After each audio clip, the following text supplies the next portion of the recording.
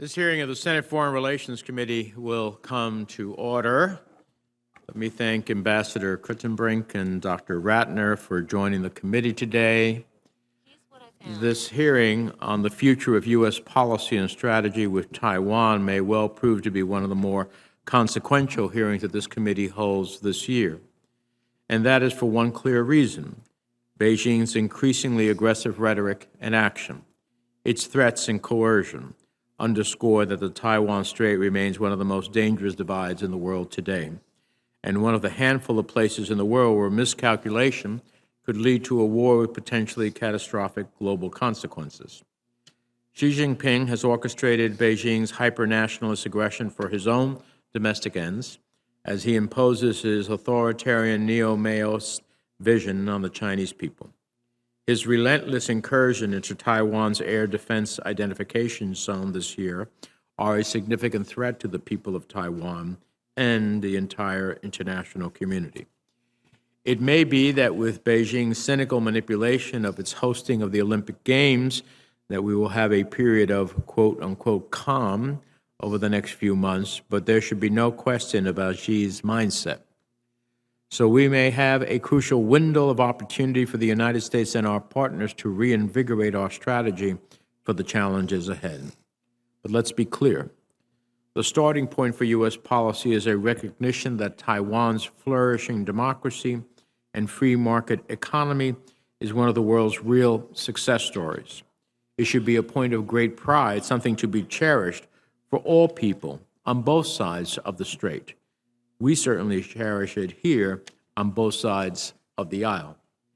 And let's also be clear, the U.S. commitment to the people of Taiwan and our obligation to safeguard Taiwan's space to make its own determinations about its own future without threat of coercion or use of force must be unequivocal.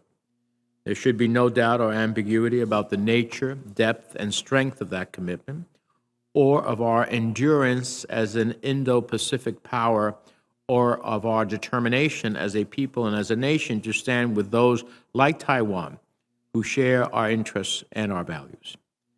Beijing should have no doubt or question that any cross-strait military or kinetic contingency directly affects the United States and our interests and values, directly affects our commitments under the Taiwan Relations Act and the Six Assurances. And there should be no doubt, question, or misunderstanding that we will respond appropriately. And as Beijing also seeks to reset baselines through coercive measures in the quote-unquote gray zone, it should also understand that we remain committed to the essential constituent elements of deterrence across the strait as well. Likewise, the United States must stand prepared and ready to assist Taiwan as it seeks to build its own security capabilities and to deter potential PRC military pressure. While I do not expect Dr. Ratner to get into sensitive specifics in an open setting, I am interested in hearing about how the Department of Defense is thinking about priorities in this area. I know the ranking member has a narrow bill that he has introduced on security assistance to Taiwan, and as he knows, I'm working on a larger bipartisan package into which we hope to incorporate his bill, and I hope to work with him and other colleagues on it during the course of the balance of this year into next. Beyond military and security matters, trade and economic ties also lie at the heart of the U.S.-Taiwan relationship. I'm interested to hear the outcomes of the most recent round of the Prosperity and Partnership Dialogue with Taiwan through the State Department, as well as other initiatives to deepen bilateral trade and commercial ties and to enmesh Taiwan in regional economic architecture, especially given Taiwan's centrality to secure semiconductor supply chains. Building closer and more enduring economic ties between Taiwan and the world is also crucial to assure that Taiwan and others have the wherewithal to withstand Beijing's efforts at economic coercion.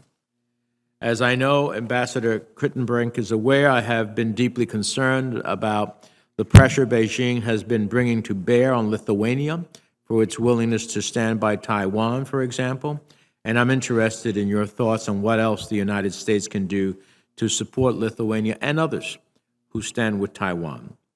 Lastly, let me flag that I am interested in the administration's thinking about how to open and expand Taiwan's diplomatic space, be it how we engage with Taiwan here in Washington and how we work with our partners to assure Taiwan's meaningful participation in appropriate international organizations like the World Health Assembly, or consistent with the bill I just introduced, the Inter-American Development Bank.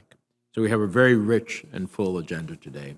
And with that, let me turn to the ranking member, Senator Risch, for his remarks.